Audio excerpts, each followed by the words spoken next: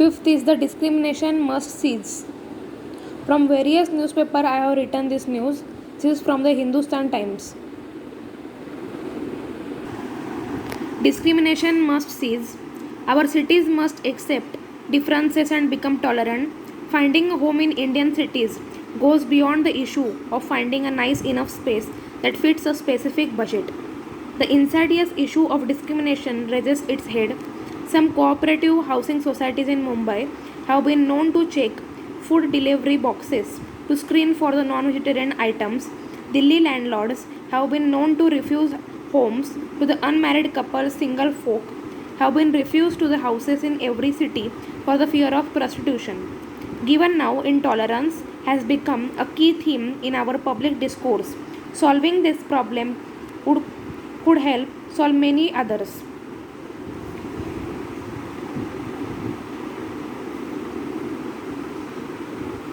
According to 2004 report on adequate housing submitted to the UN Human Rights Council, the UN Special Rapporteur on adequate housing has pointed out how Muslims, Dalits and women, especially widows, single women, women from the scheduled caste and women from the scheduled tribes and the elderly women face multiple layers of discrimination when it comes to access and control of housing.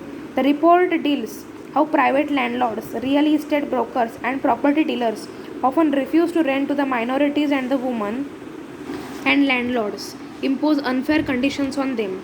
For society as diverse and varied as India, such discrimination must cease. For intolerance to be removed from society, we must all work towards acceptance. Until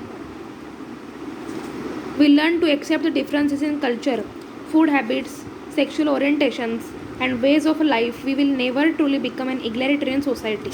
Egalitarian means believing in or based on the principle that all people are equal and deserve the equal rights and opportunities. Rapporteur means a person who is appointed by an organization to report on the proceedings of its meetings.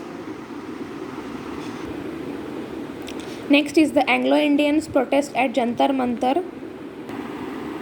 Anglo-Indians protest at Jantar Mantar against the 126th constitutional amendment that ended the reservation for the Anglo-Indians in the parliament and the state assemblies during the colonial times. Now this is the history.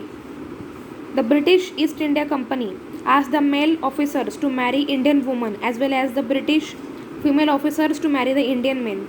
So the children belonged to these couples is known as Anglo-Indians.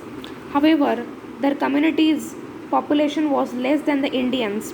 Then also they had the key significant role in British government. The minority community was first recognized officially under the Government of India Act 1935 as their population was decreased after independence.